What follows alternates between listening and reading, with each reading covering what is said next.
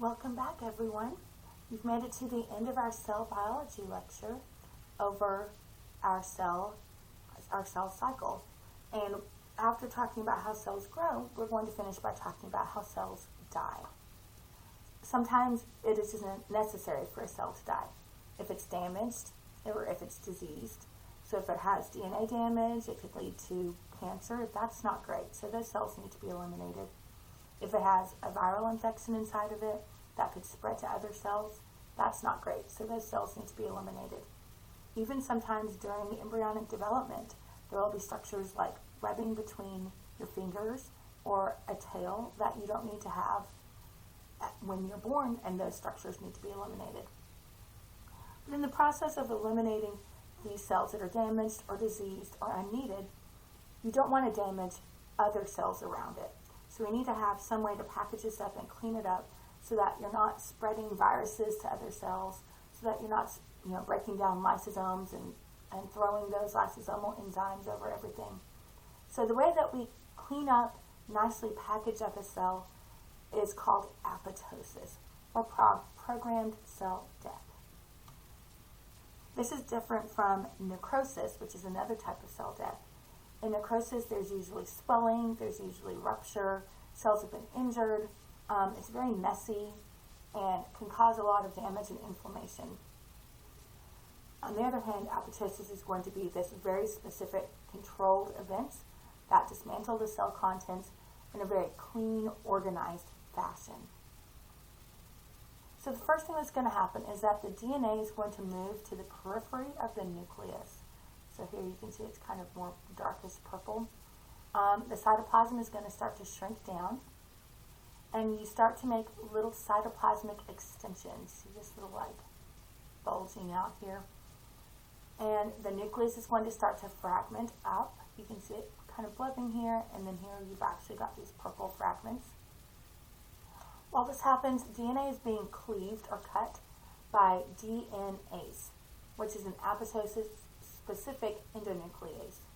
And you could actually run this DNA on a gel and see a very specific pattern indicating apoptosis is going on, because DNase cleaves DNA at these intervals of 200 base pairs. So you'll have 200 base pair size DNA, 400 base pair size DNA, 600, 800 base pair size DNA. That's how DNase cleaves that DNA. So if you run it on a gel, you have this very specific ladder that you can see. Here you can see these bulbs and these bludges coming off of this cell that's going through apoptosis. Here's a bunch of cells growing in a solid layer, and this one cell here you can see it's bubbling and bulging and packing itself up for apoptosis. Okay, these little blobs we're forming are going to be called apoptotic bodies. That's what all these little bubbles that cell breaks down into. And there has to be some way for your cell to recognize that this is some little bubble that needs to be gotten rid of and not a growing cell. And we do that by inactivating flippase. So flippase in a normal cell is going to translocate phospholipids across opposite sides of the cell membrane. When it's inactivated, it's no longer flipping things on both sides. So phosphatidylserine is going to accumulate on the outside of the plasma membrane. And that phosphatidylserine on the outside of the plasma membrane is going to be the signal for phagocytic cells. So then that phosphatidylserine signals for these remnants to be engulfed by a macrophage or some other phagocytic cell. And it'll go through phagocytosis and digest that, break it down, and not leave any little cell blobs behind. We've studied apoptosis a lot in C. elegans, to the point where you can actually look at a C. elegans embryo or even a blastula stage and identify every single cell that is going to happen to, what's going to be eliminated through apoptosis.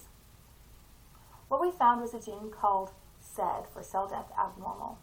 And SED mutants are defective for specific parts of apoptosis. So here this is a wild type normal worm. You can see here it's growing embryonically here. Here's its, and then here's this worm kind of wrapping around like that. And these little bubbles here, you don't see those in the wild type worms. So these are these little accumulations of abnormal non-apoptotic cells. So we see SED10, which is a member of the RAC family, SED3, which encodes a caspase, and SED9, which encodes the worm version of BCL2. Apoptosis is going to go through apoptosis is going to go through all of its functions through activating caspases. When these proteins are made, they're made as procaspases. They're inactive, and they have to be cleaved. You have to snip off a part of it before it becomes an active caspase. And there are two main routes that cells can activate caspases and go through apoptosis. There's direct and there's indirect. So an example of a direct activation would be when a cell is infected with the virus. A cytotoxic T lymphocyte recognizes that infection, binds to the cell, and triggers the infected cell to go through apoptosis. It actually gives the infected cell death signals to trigger it to go through. So here you have this infected cell, and you have this cytotoxic T lymphocyte. The cytotoxic T lymphocyte has recognized the infection and is bound to this infected cell. And it is going to send two death signals, tumor necrosis factor and CD9 or FAS. CD9 is a protein on the surface of infected cells. CD95 is a protein on the surface of infected cells. And the lymphocytes have a protein on their surface that binds to CD95, causing it to aggregate. So when cells are infected by viruses, the cytotoxic T lymphocytes here are going to be activated and will induce this infected cell to go through apoptosis. The adaptor proteins bind to CD95, which is going to recruit procaspase 8 and trigger it. This is the initiator caspase. And that's going to start our whole cascade of caspases. So the initiator caspases can activate the executioner caspase, or caspase 3, which is going to go and activate apoptosis. There's also this other route involving survival factors. So this indirect route is going to be the loss of survival factors. So when the survival factors are withdrawn, the cell can then be triggered to go into apoptosis. This goes through working at the mitochondria. So healthy cells have lots of anti-apoptotic proteins on their mitochondrial membrane related to BCL2, which will act with other proteins to counteract the proteins that promote apoptosis. So the pro-apoptotic proteins are being inhibited by BCL2 here. But when the signals shift towards pro-apoptotic proteins, you're losing your survival factors, this inhibitory pathway is less likely to be activated. One pro-apoptotic protein is called BAD, and that stands for BCL2 associated death promoter. Mitochondria will trigger the cytochrome C. So it will release cytochrome C after the pro-apoptotic proteins have accumulated. And cytochrome C will stimulate calcium release from mitochondria, calcium release from the ER. It's going to bind to IP3 proteins and activate procaspase 9. Procaspase 9 is an initiator caspase that leads to recruiting a cytosolic adapter protein, APAF1. APAF1 and procaspase 9 make this cute little complex called an apoptosome that is going to trigger apoptosis. So the apoptosome promotes active caspase 9, which activates caspase 3, and so both of these are going to lead to this common caspase 3 to go through apoptosis.